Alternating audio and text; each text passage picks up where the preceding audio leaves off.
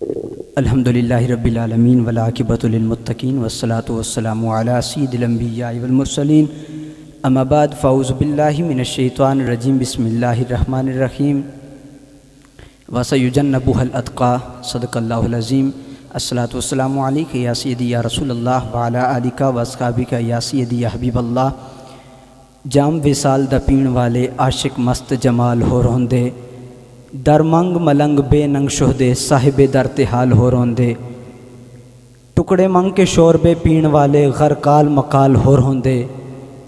سینہ ڈان والے وچ جنگ عالم شیر صفت قتال ہو روندے عشق دا ذائقہ ذوق والا جس چکھ لیا وہ ابو بکر صدیق جاندہ ہے عشق دا ذائقہ ذوق والا جس چکھ لیا وہ غازی علمدین شہید جاندہ ہے عشق دا ذائقہ ذوق والا جس چکھ لیا غازی ملک ممتاز حسین قادری شہید جاندہ ہے اور عشق دا ذائقہ ذوق والا جس چکھ لیا وہ امیر المجاہدین علامہ حافظ خادم حسین رضوی جاندہ ہے ہر ایک نو قد پر کھوندی کوئی لکھتی ایک پہچاندہ ہے ہمت ہاریاں دا کم عشق نہیں ایک کم شیر دلیر جوان دے عالم شاہ میں عشق دا کی دساں اے سمرہ دین اسلام ایمان دے تے زلف دے پیج کمند اندر جداں پھس جائیے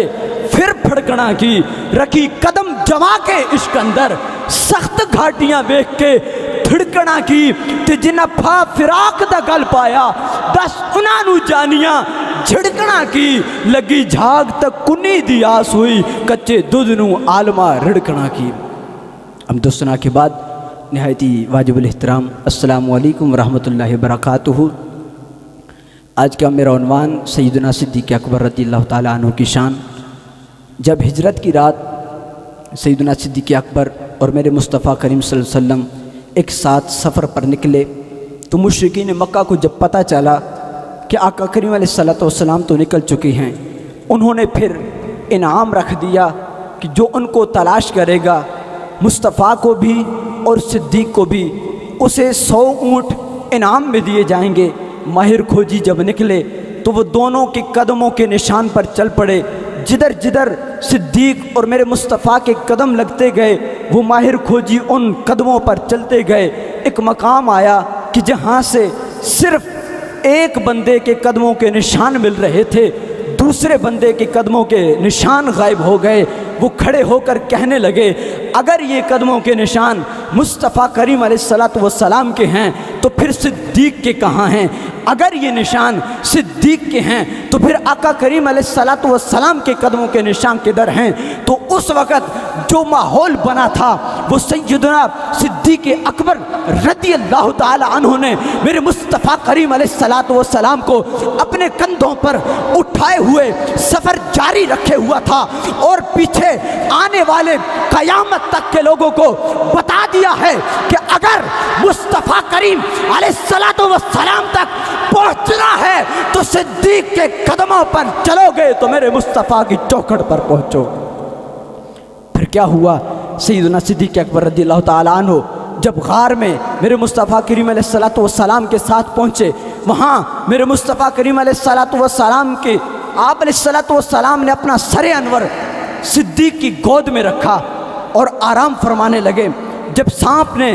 ڈسنا شروع کیا، آنسو کے قطرے میرے مصطفیٰ کریم علیہ السلام کے لبوں کو چومتے ہیں تو میرے مصطفیٰ کریم علیہ السلام کی آنکھ کھلتی ہے تو سیدنا صدیق اکبر سے پوچھتے ہیں اے میرے یار کیا ہوا ہے؟ کہتے ہیں یا رسول اللہ سانپ نے ڈس دیا ہے۔ میرے آقا نے کہا صدیق قدمین کو آگے کرو۔ میرے آقا نے اپنے لعاب دہن لگایا اور کہتے ہیں کہ وہ تمام تر جو زہر پورے بدن میں پھیل چکا تھا، جدھر جدھر تک وہ زہر پھیلا تھا، میرے مصطفیٰ کے لعاب دہن میں یہ برکت تھی کہ تمام جسم میں لعاب دہن پھیل گیا اور زہر کا اثر ختم ہو گیا۔ اور جس وقت میرے مصطفیٰ کریم علیہ السلام سیدنا صدیق اکبر کی گود میں آرام فرما رہے تھے تو رب تعالیٰ بھی وہ منظر دیکھ کر یقیناً یہ کہتا ہوگا کہ صدیق جب میرے مصطفیٰ نے اسلام کی خاطر مال مانگنا تھا تو نے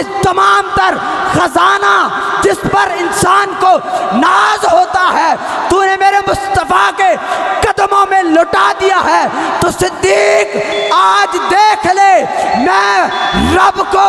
جس پر ناز ہے وہ کائنات عالم کا ایک ہی سردار محمد مصطفیٰ کی ذات ہے۔ تو نے مال اس کے قدموں پر قربان کیا تھا،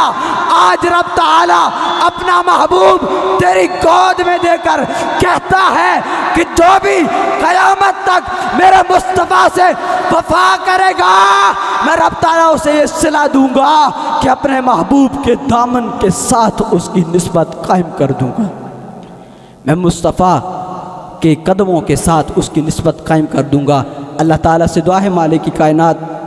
ہمیں یہ مرتبہ یہ مقام سمجھنے کی توفیق عطا فرمائے۔ بیاں ہو کس سے،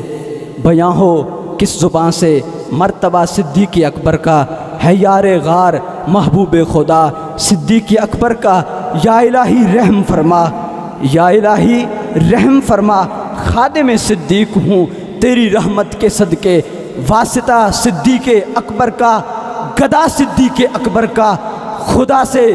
فضل پاتا ہے، خدا سے فضل پاتا ہے، اور خدا کے فضل سے میں ہوں گدا صدیق اکبر کا۔ وآخر دعوانا الحمدللہ رب العالمین۔